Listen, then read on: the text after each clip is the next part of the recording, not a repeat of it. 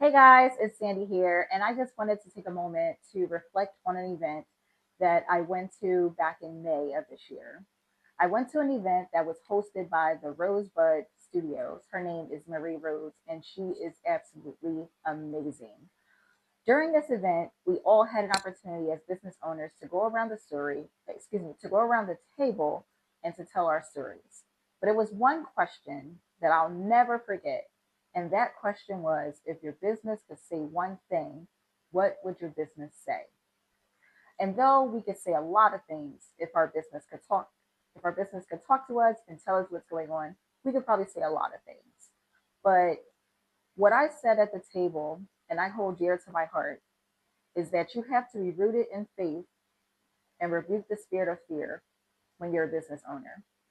For me, it was not the fear of judgment from anyone other than myself. And don't be afraid to pause, reset, reflect. Don't be afraid to try another avenue if in the current it's not working out for you. But do not ever give up on your dreams. If your goal is to accomplish to be a business owner, then you go ahead and you do that.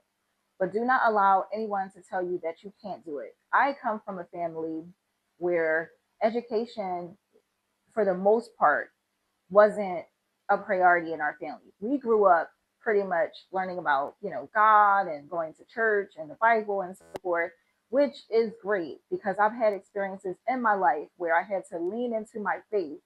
So in that, when I had got the mic, when I was given the mic, my response was to remain in faith and to rebuke the spirit of fear.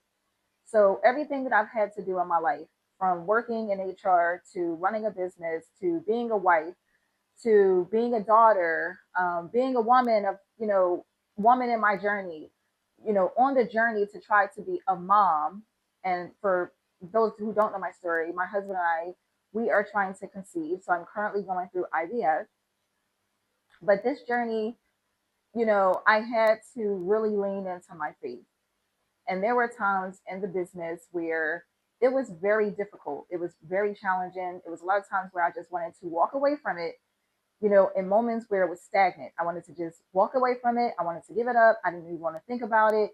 But unfortunately, there's just something that continues to just, make me feel that I need to still push Ovish Boutique.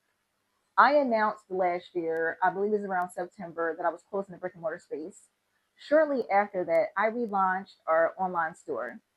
That was the best thing I could have ever done because it allowed me to remember my why. It allowed me to recenter myself, refocus myself, and to reset. I started to spend more time in devising a new plan for Ovich Boutique. My business still I still have the dream of owning a brick and mortar space, which would be my third store in the future. But for right now, I am content and I'm thankful to be able to connect with people and meet them during my pop-up boutique experiences, runway experiences, in addition to candle making events. Also, someone booking me for a professional color analysis. There are so many ways that we are still connected to the community.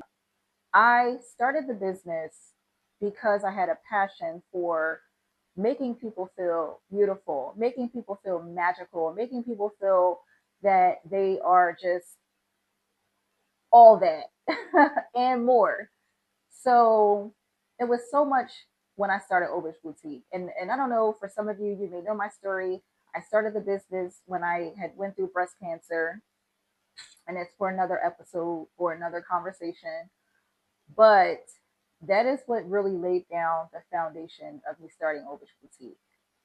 I've also had to work for someone else. I am not opposed to the idea of working for someone if that is going to be the bridge, bridge the gap so that you can financially invest into your business. And capital isn't always accessible for everybody. It doesn't matter. Your credit score can be really low. Doesn't necessarily mean you're going to get a line of credit to have capital for your business. There are other challenges out there, and there's just so many different variables. There's never going to be a perfect time. There's never going to be a right time. You're never going to have, if you're like myself, I came from a family that was pretty much, you know, poor, under resourced, whatever you may call it. And not that any of that defines who I am, because I am my own individual person. I have worked very hard to become the woman that I am today, and I take pride in who I am.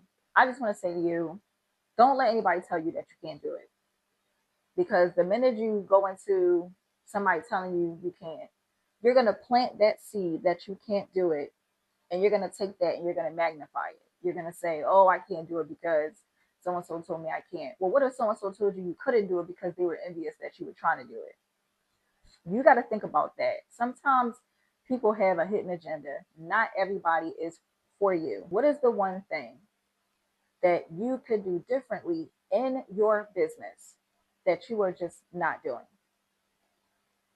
And if you have to work for someone to be able to bridge the gap because you can't get capital at the bank, line of credit, loan, so forth, then work for someone and take pride in working for that person, because objectively what you're doing is putting that money, investing it into your business. You're investing that money from the employer into your business. So I don't see an issue with it. And I'm not going to sit up here and I'm not going to tell you lies. I'm not going to tell you, oh, it was easy for me and oh, it was a piece of cake, because it was not. It was not easy, and it still isn't easy. Working for yourself is definitely a hard grind and a hustle. It is a hard grind and it is a hustle. You have to know people, you have to be willing to network, and you have to be willing to connect. And if you're not willing to network, connect, and go out there and apply yourself and meet people, you're not going to have a business. What really drives me crazy is when I meet people and they're, oh, I want to start a business, but I don't feel like reading.